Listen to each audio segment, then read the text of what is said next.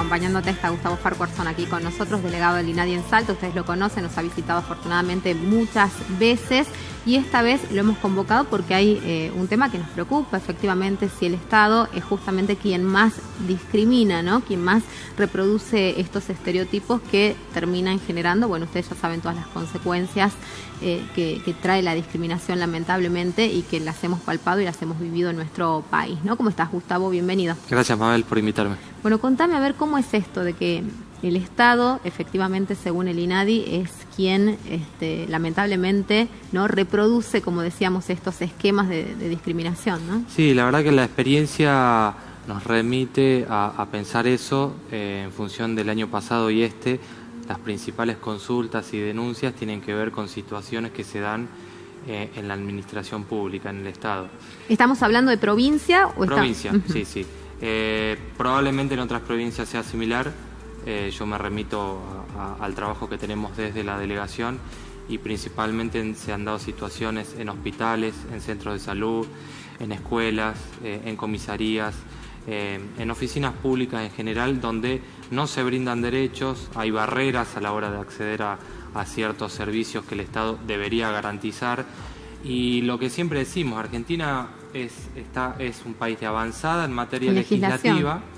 Tenemos leyes muy importantes en los últimos años, ley de identidad de género, matrimonio igualitario, ley de migrantes. Que la sociedad ha apoyado, porque la sociedad se ha manifestado públicamente en muchas de esas oportunidades. Que han sido aprobadas en el Congreso Nacional y lamentablemente esas leyes que costó mucho conseguir no se traducen en políticas públicas y muchas veces esas leyes las desconocen los propios funcionarios y por ende no las aplican. Por ejemplo, la ESI, la Ley de Identidad de Género, que hoy vemos situaciones que se dan en las escuelas que son lamentables, de acoso escolar, de violencia de género, donde uno ve que las escuelas no tienen las herramientas para poder afrontar esas situaciones y no las tienen porque en Salta no se aplican.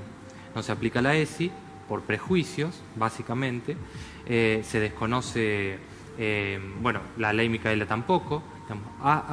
Notamos, y sobre todo en el interior, en los municipios, una falta de formación del agente público. Agente público me refiero, desde el que recibe una nota en mesa de entrada hasta el médico, que muchas veces... Desde el primer eslabón del Estado hasta el último. Sí, desde el que recibe una nota en mesa de entrada hasta los altos mandos del Ejecutivo. Tenemos funcionarios y profesionales de la salud que desconocen la ley de identidad de género. Esa ley, entre otras cosas, garantiza que, entre muchas cosas, varones trans, por ejemplo, puedan hacerse los tratamientos hormonales. Hoy en la provincia eso casi no ocurre. No tenemos un equipo interdisciplinario con formación inclusiva en toda la provincia. Entonces, hay leyes muy importantes que se han aprobado y que el Ejecutivo no las ha podido traducir en políticas públicas, con presupuesto, con personal, con voluntad política. En educación pasan cosas tremendas, nosotros venimos alertando los casos de denuncia que recibimos. Lamentablemente no hay una apertura por parte de los funcionarios. Hemos tenido una reunión, nos iban a convocar, nosotros nos pusimos a disposición para hacer capacitaciones de los docentes, de los directores, de los funcionarios, no nos volvieron a llamar. Es necesario la formación, la capacitación, por eso, estamos presentando este proyecto de ley en función de todo esto que vengo contando, para que sea obligatoria la capacitación. Hasta el momento la venimos haciendo con quienes nos llaman, con quienes les interesa, pero no alcanza. Es necesario que todo el agente público, los funcionarios, no solo del Ejecutivo, sino también del Legislativo y del Judicial, se capaciten en perspectiva antidiscriminatoria.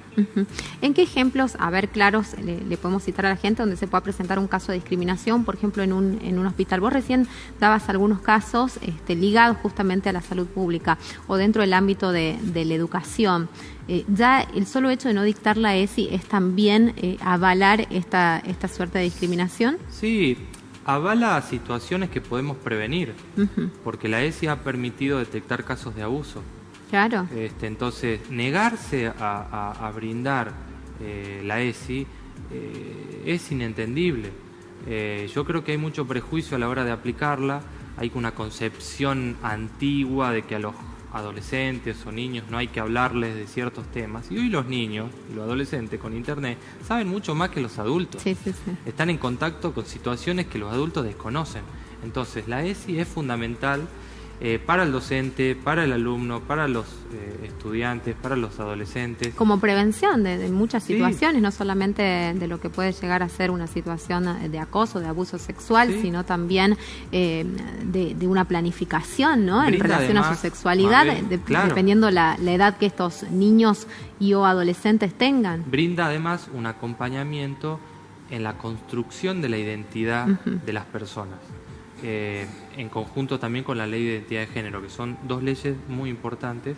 Digamos, la conformación de la sexualidad de la persona, de las identidades, son importantes, pero son temas que no se entienden. Yo escuché, no sé de dónde salió, pero la propuesta de que para evitar acosos las adolescentes dejen de usar pollera. O sea, ahí te das una idea de que no comprenden ni qué es la violencia de género, Claro. ni qué es el acoso escolar. Ni que Y no está mediada por nuestra propia conducta, se obviamente. pone en foco Sí. nuevamente a la mujer. Sí, sí, sí. Entonces, son discursos que uno creía que ya habíamos pasado, Sí. claramente no. Entonces, Hoy escuché también una cuestión relacionada a esto que vos decías y el consumo de alcohol, digamos, Claro. ¿no? Como que si es mujer no va a consumir alcohol. O sea, digo, también una mirada totalmente extraña y fuera de lugar, extemporánea ya para lo que estamos viviendo, ¿no? con los pueblos originarios pasa lo mismo, uno ve que no acceden a derechos. Hoy he estado viendo algunas noticias respecto al acceso al agua. Bueno, eso también es discriminación. Cuando los recursos no se invierten, donde sectores tan vulnerados históricamente no tienen las condiciones de vida dignas y el Estado no hace algo para reparar esa situación, bueno, es discriminación de alguna manera. Entonces, es necesario que los funcionarios tengan incorporada la perspectiva indígena para, a la hora de elaborar políticas públicas, estén consustanciadas con los problemas que tienen. Porque muchas veces después escuchamos a los funcionarios, bueno, en Salta hay desnutrición o muerte por desnutrición de niños wichí porque no se adaptan al Estado, No, es al revés. El Estado se tiene que adaptar a las comunidades indígenas y tiene que elaborar programas y políticas en función de su idiosincrasia, su cultura, su historia, sus pensamientos. Entonces, falta mucha formación en general. ¿Cuánto puede aportar una política verdaderamente antidiscriminatoria en relación a un flagelo tan enorme como es la violencia de género, ¿no? La capacitación, la detección temprana, la formación de todos los agentes estatales. Es estratégico. Cuesta mucho que entiendan qué es la violencia de género. Y sus distintas manifestaciones, además, ¿no? Claro, porque muchas veces se pone en foco solamente a la violencia física, ¿no? O cuando hay un caso trágico. Y no, hay infinidad de violencias de género. De hecho, mira, hoy tenemos el observatorio, que yo la otra vez, yo tengo incorporado un nombre que no tiene. El Observatorio de Violencia contra las Mujeres se debería llamar Observatorio de Violencia de Género. Claro, por supuesto. Porque la violencia no solo es hacia la mujer, digamos, ahí te das cuenta que no hay una comprensión. Yo sé que las directoras han propuesto cambiarle el nombre, pero no se lo ha cambiado. De hecho, al principio habían periodistas que lo llamaban de esta manera, ¿no? Violencia de género, Es que, digamos, claro. y no violencia Claro. de violencia hacia las mujeres. Y creo que sí, que sería fundamental entender con mayor profundidad. Sería fundamental que el sistema educativo vaya incorporando desde la primaria estos temas, porque bueno, los niños y niñas ya en los talleres que vamos dando, uno se da cuenta ya el rol que la sociedad les va poniendo a uno y a otros, los intereses que se les va incorporando. Entonces, erradicar la violencia de género implica que el Estado haga un mayor esfuerzo del que viene haciendo. Salta hoy encabeza en el país, es una de las provincias con mayores casos de femicidio y violencia de género. Entonces, claramente hay que redoblar los esfuerzos. Una de las herramientas, no es la única, es la formación en todo el Estado. Y la solución no es armar a las mujeres. No, bueno. Tampoco estos disparates, digamos, también, No, porque seamos eso claros, no se puede reproducir más hechos Más de violencia. violencia, claro. Sería claudicar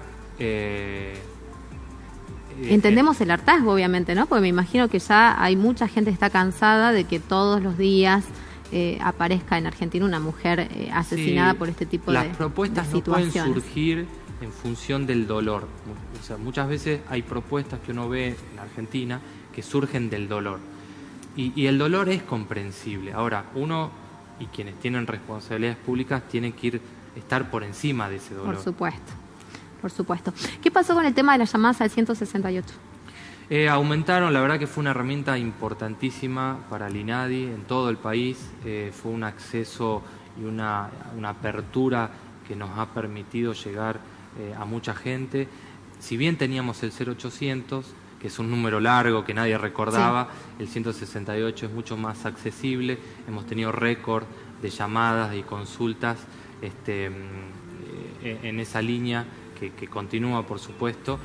Si bien ahora las oficinas están abiertas y tenemos ambas herramientas para acceder a realizar la denuncia o hacer consultas, así que ha sido un éxito. Afortunadamente surgió en función del aislamiento, pero fue muy necesaria para que la gente pueda consultar, hacer denuncias, así que ha sido una buena experiencia de gestión que se lanzó en plena pandemia. Bueno, para tenerlo presente entonces y para que la gente ante cualquier duda, ante alguna situación que estén viviendo o que hayan observado, se puedan comunicar también y puedan manifestarlo ahí. ¿Sigue siendo la pobreza la mayor problemática en torno a la cual se mueve la discriminación? Sí, es el punto en común que tienen todos los colectivos históricamente vulnerados, pueblos originarios, personas migrantes, personas con discapacidad, el colectivo LGBT, las mujeres. Las mujeres. Es el hilo conductor que une a todos esos colectivos. Lamentablemente es el principal motivo de discriminación en nuestro país y en nuestra provincia. Y bueno, es algo en el cual también el Estado debe trabajar para erradicar, porque la pobreza ha ido creciendo muchísimo en estos años. El acceso a servicios básicos de agua, vivienda, salud, trabajo.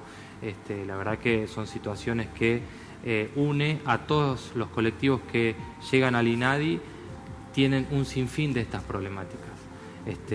Y la discriminación está íntimamente asociada a la pobreza y forma parte de todos estos colectivos. No encontramos una denuncia por parte de algún miembro de estos colectivos que no esté vinculada a la pobreza y a la falta de algunos de estos accesos.